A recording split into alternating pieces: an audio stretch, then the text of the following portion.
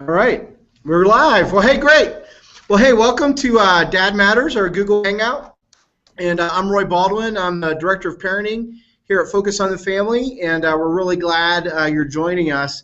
We thought it'd be great, right? Father's Day is just around the corner, and that's like a national holiday for us here at Dad Matters. And we know that's not true for everyone. I know, when you talk about fatherhood, there's a lot of issues pertaining to that. Not everybody's like, hey, I'm happy about Father's Day, but you know what? We're coming at this today to really talk about where fatherhood is. And so we've got our bloggers with us today. And just going to have a small conversation about what we're seeing in culture today, how people are talking about fatherhood. And then I'm going to ask a real personal question of each of our bloggers and about how fatherhood has changed them. And we'll kind of wrap our time up with that today. So, hey, thanks for joining us. Well, a couple of things. First is make sure you go check out our Dad Matters blog. And we're blogging every day. We have a 30-day campaign right now about how to talk with your kids about sex. We feel like we love the content. You're going to find a lot of dads just blogging about their experiences, talking with their kids, from 0, 3 toddlers to all the way to teens. And so make sure you check that out. And we also have a free downloadable ebook about actually how to do that for each age and stage that's age appropriate and developmentally appropriate. So we're super excited to be able to offer that to a lot of our followers. But anyway, so thanks for joining us. Let me throw it around and let each of our bloggers introduce themselves, and then we'll get into some of our questions. Hey, Jake, why don't you start us off? Yeah, I'm Jake Roberson, one of the Dad Matters contributors. Excited for Father's Day with our third baby this year. He's 6 weeks old now. I've got a 4- and 2-year-old on top of that. So, yeah, the talk has been a very interesting topic to be teaching toddlers and preschoolers, but a lot of fun. Yeah, and I'm Micah Sage. I'm the Interactive Marketing Communications Manager here at Focus. I'm a dad of 2 girls. One is 9 months old, and the other is 3 years old. Hey, glad to have you, Micah. Well, I'm Daniel Huerta, and I'm not one of the bloggers, but I'm a social worker. I'm actually a counselor here at Focus on the Family. I'm also a dad of 2 kids, and they are now 11 and 9 years old. Their birthday, I get to share Father's Day with their birthdays, which is just a great thing. So we get to do a lot of celebrating and love working with dads. That's awesome. We've been trying to recruit Daniel, and so hopefully he will sign on someday to be a blogger for us. But we're glad Daniel's with us. Daniel's a huge asset to our ministry in regards to just really helping parents and in a lot of families who are in crisis. So that's one of the great things about the ministry that we work with. And so what I want to do is just kind of tee this off. I know when we initially signed up for this event, one of the things that we talked about, one of the commercials that we saw was a commercial that American Greetings put out called World's Toughest Job, and really talking about dads as having the world's toughest job. And one of the things that I loved about the byline that was found in Adweek, this is what it said. It said, "There is no script for being a good dad." And so one is what I want to throw out to to Danny as well, but and as well as to our bloggers is one did you like the ad?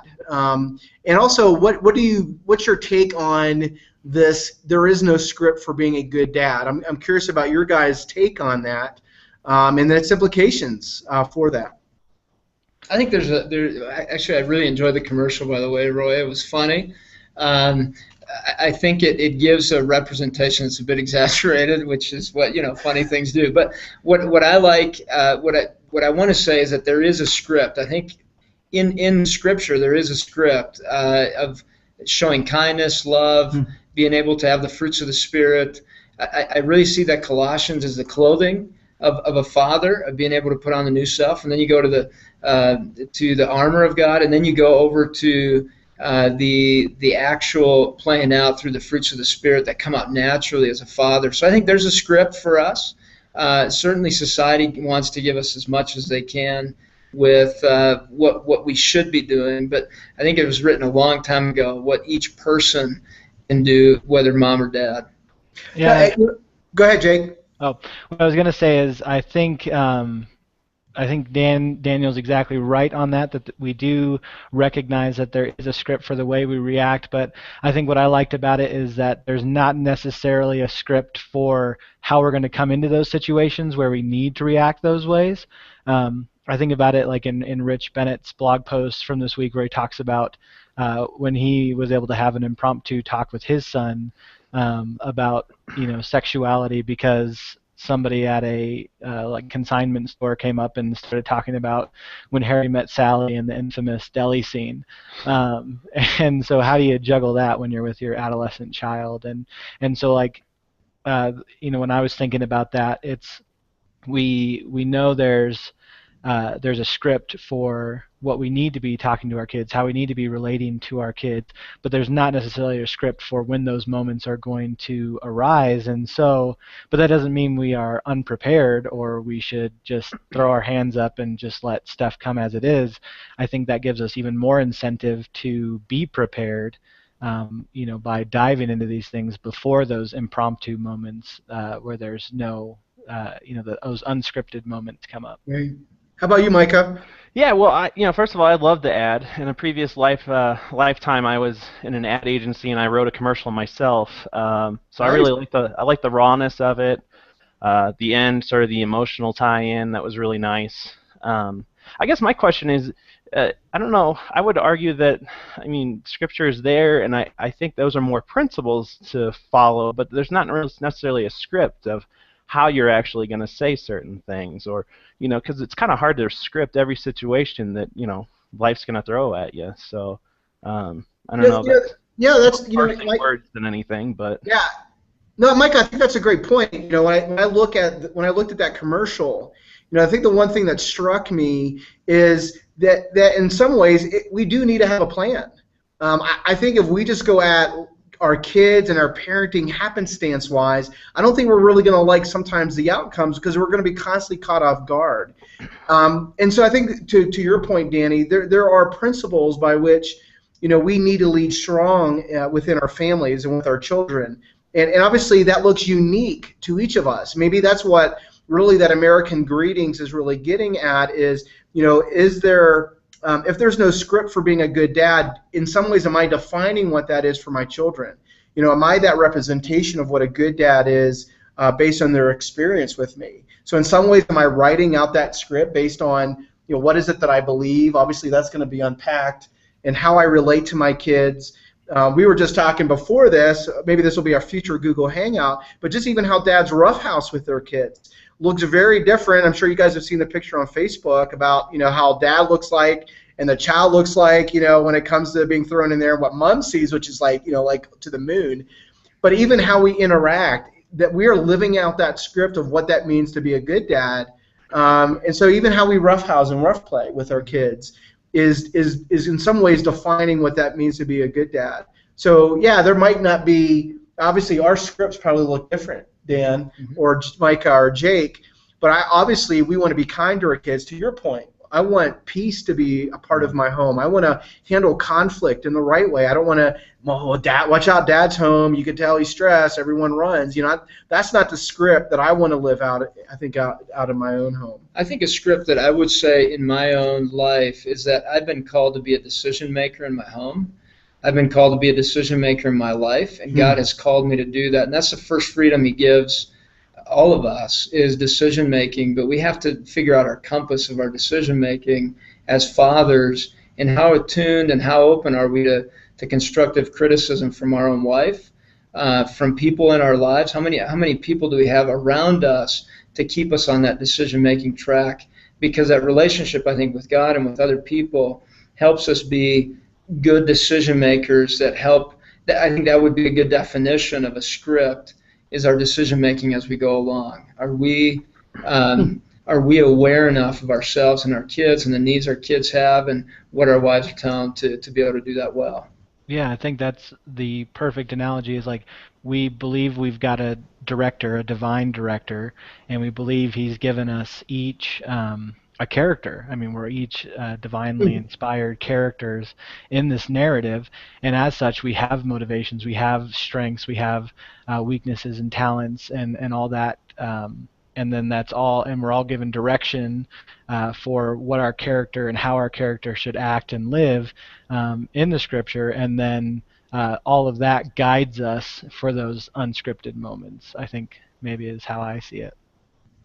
I think one weakness that a lot of times we're made fun of in media is a passivity as fathers and the fear of conflict. And I think fathers have a responsibility to show good conflict resolution skills within their home. And that's, like you said, unscripted, but scripted in the background, that's our role, because then that creates healthy relationships within a home and also with people outside of that, healthy conflict resolution. So I guess in some ways then, in regards to being a good dad, you talked about good decision making, right?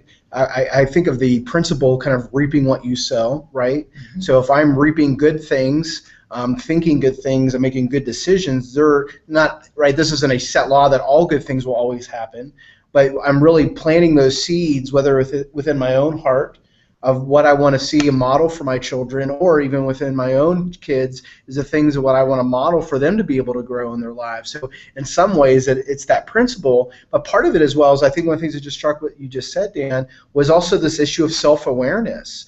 How am I being perceived? How do my wife and my kids see me, and how I resolve conflict, or the script that I'm living out?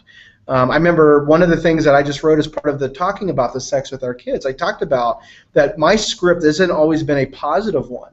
I might have came into my relationship sexually pure with my wife, but I had a lot of emotional and relational baggage that I had to unpack. And there were some things that I had to undo in terms of my script of how that was impacting my marriage or even impacting my kids. So I think to your point of not only just making good decisions, but why am I making those decisions, and being really aware of my own my own ways I'm relating relationally to my kids and my wife.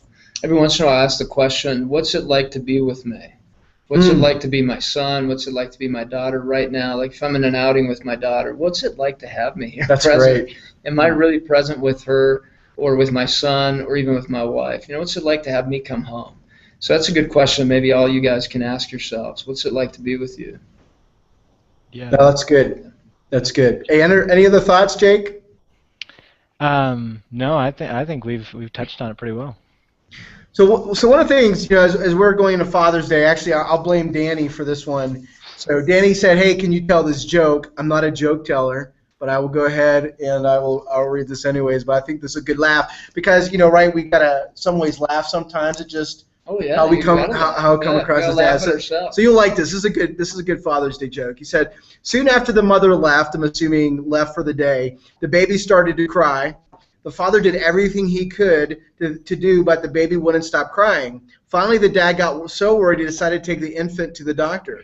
After the doctor listened to the father, all that he had done to get the baby to stop crying, the doctor began to examine the baby's ears, chest, and then down to the diaper area. When he undid the diaper, he found that the diaper was indeed full. Here's the problem, the doctor said. He needs a change. The father was very perplexed. But the diaper package says it's good for up to 10 pounds. That's pretty good. That's pretty good. We sometimes do take things literally, don't we? We read it and like, hey, it says 10 pounds. It means 10 pounds. So anyways, that's a good Father's Day joke. So when we think about that, think about, as we look at decision making or we talk about passivity or we talk about what it is to be a good dad, here's a softball question in some ways is how has fatherhood changed you guys? Danny, you've got kids right now in that late elementary, phase. Mm-hmm. Micah, your kids are young. Jake, your kids are young. Mine, I've got a 15, 10, and 7-year-old. I'm curious about how fatherhood has changed you as you guys go into Father's Day this weekend. I think I kind of still feel like I'm going through the refining process, like I'm in the midst of the fire a lot of the times, and constantly, I guess for me the biggest thing is seeing the way my priorities are still so often self-focused, and instead of looking for the best for my wife, for my kids in every situation. Like I thought marriage was pretty good at showing how selfish and conceited I was, and then I had kids, and it's really been highlighting to me. It's very humbling to see, how selfish I can be sometimes, and but what a blessing it is to have kids that aren't afraid to call it out, even if they don't know it when they are. That's good. That's good. How about you, Micah? Yeah, well, other than not sleeping anymore, how's it changed me? I don't know. I think it's brought out a part of me of just being silly. I know that I can tend to be pretty serious a lot, so just getting down on the floor and just being silly, and even just roughhousing, even with my 3-year-old, just kind of tossing her over my shoulder, just whatever. It's just, Right. but beyond that, it's just, I don't know. I get pumped I get pumped by getting a smile from my 9-month-old, or just cuddles from my 3-year-old. Just small things like that. Like, who knew that would be such a big deal? But it is to me anyway.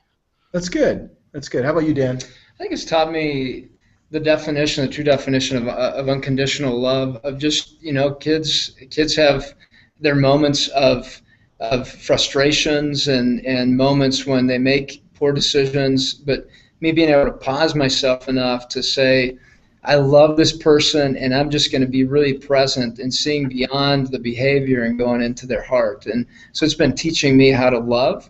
I think it's taught me the parallel of God's love for me, of how He sees me as His child. And so it's given new life to when I've just to my faith with God. I've thought of the moments when my son and my daughter have written me notes. My daughter still does that every Wednesday after I come home from my counseling practice. I have a note waiting for me. She'll have a drawing there. That's great. But she'll tell me many times, she'll say, just hold me. And sometimes I feel that with God. Just hold me. And so it's just that parallel, that feeling where I can feel the child and me with God. And then so it helps me see my child's perspective towards me and what responsibility I have as a dad. And it's taught me a lot of just complex things about me and my weaknesses and the moments of stress and my automatic reaction and how I have to stop and respond instead of react to my children, and being present and attuned, being able to press pause on my own life and play on theirs. That's a hard one. And one that's touched me for a long time is my son saying, "Hey, Dad, can I go to work with you?" And he has a picture of me holding his hand, and I go, "Man, that's the same thing with God, Dad, can I go to work with you?" And so I've loved the way that I'm looked at, but it's also very intimidating to have that role that you can, the things you say, the things you do, you see them in your child later on, and it just gives a lot of sense of responsibility as a dad. So very humbling. That's good. The thing that just struck me, and I'll share mine real quick. I think the thing that struck me is when we talk about being a good dad, as you just heard from from Micah and Jake and Danny, is we're not talking about being a perfect dad. A good dad means being aware of the things that we need to improve on to be there, truly be there, not just physically, but emotionally, relationally for our children.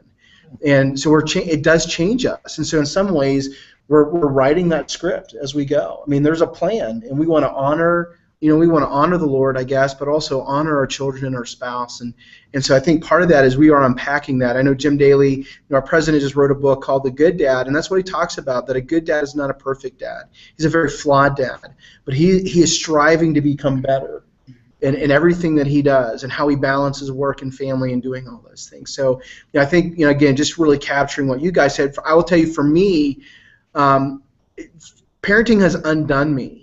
I am not the man I was coming into this, and I'm a different person. And the biggest reason is my kids are little mirrors running around my house, constantly reflecting about where I'm at in life. And when there's a lot of conflict in my house, or there's a lot of arguing, or those kinds of things, I can have a quick temper at times. or I can get into an easy power struggle, especially with my 15-year-old son. And oftentimes it caused me to reflect to see, how am I reacting to life? How am I responding to life? And to what you said, Dan, oftentimes that is a reflection of where I'm at in my relationship with God.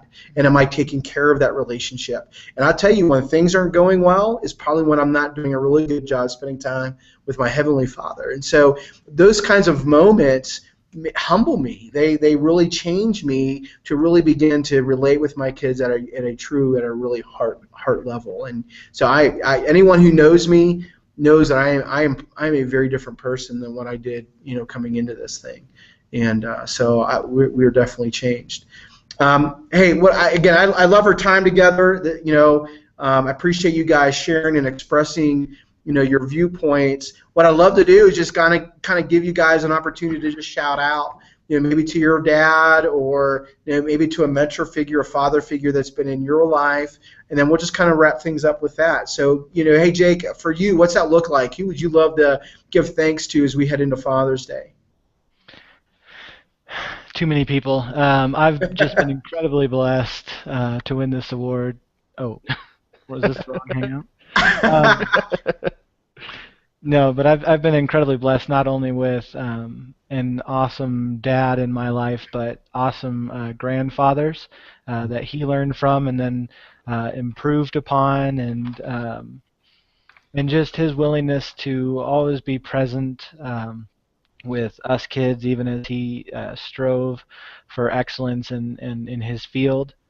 And the example he set there, that he was willing to be broken with us kids in a way that I don't think was typical of the generation of dads before him. And it's just been, words can't express how much my dad means to me in my journey, and how much that's impacted me with my own kids. Seeing his example and wanting to pass that legacy along, and feeling the weightiness of that. I really I look back to him every time. That's awesome. Micah? Yeah, I just want to give a shout out to my dad, Alvin Sage in St. Louis, Missouri. He taught me to have an entrepreneurial spirit, just kind of looking at things and how could businesses or just organizations run better, or what can be better, what can be improved, and I just really appreciate that.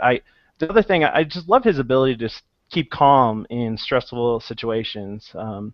I could have a complete total emotional freak out in front of my dad, but I feel like he would stay calm and kind of listen out, and just having that calming presence made me feel safe. And so that's just something I've told to my wife or some of my friends. I'm like, I really wish I could have that. I don't know if I do, maybe I do, but I really wish I could reflect that too. That's good. Awesome. Well, shout out to my dad, Ricardo Huerta, from he's here in Colorado. But he taught me self-sacrifice, sacrificing to come to America from Mexico with my mom. My mom's from the United States, and we got to come up here, and also the importance of relationship. We had people over all the time, and they just love people, and he has shown me the importance of relationship. I'd say other people, I still have mentors now in my life, and shout out to them. Some from the counseling department, older men that have taken me under their wing. I still meet with them. A pastor friend that's almost my age. We get together for lunch. Old friend from junior high. We get together for lunch and check in with each other. And just men at different stages of life that just are able to speak into my life. And I love that piece. I'd say other people that I'd shout out to that won't hear this is my grandfather, because he died several years ago. But man, he taught me. He spoke only English, I spoke only Spanish, but we understood each other for a while, and then it was English with English. But he taught me gardening, all kinds of neat hands-on things. I just the power of men in my life has been significant, and I hope that I do that to other guys as well. That's great. Hey, I just for me, just a shout out to my dad, Roy Baldwin. Yeah, that's if you saw pictures of us, we look. Spitting image. The fruit did not fall far from that tree in a lot of different ways. But a shout out to my dad. One of the things that my dad taught me was persistence and getting after it, never giving up. working hard, strong work ethic from Western Pennsylvania, black and gold Steelers. It was really blue collar approaching life, and so I'm very indebted to my dad. And so happy Father's Day. And there, as Danny and some of these guys talked about, there have been so many men in my life who have spoken truth, who have modeled for me what it is to take, and who's not afraid to call me out either when I'm acting like a child. And so I've appreciated that as well. And I've got guys like that currently in my life. So happy Father's Day to all of you out there. We are extremely grateful. We pray that your weekend is just full of just blessing. And for those of you who have struggled with that, who don't have a dad, keep fighting that fight. Guard your heart well. Pursue your kids' hearts, and we just pray richest blessings on you on this Father's Day. Hey, thanks for joining us, and we'll be back in a few weeks, and we're actually going to be doing a Google Hangout talking about sex and how to have that conversation with our kids. That should be action-packed. So, hey, thanks for joining us. Happy Father's Day. Enjoy the ties, dads. That's right. Enjoy. I got a Thanks, 60 man. What? See you guys. See ya. See you.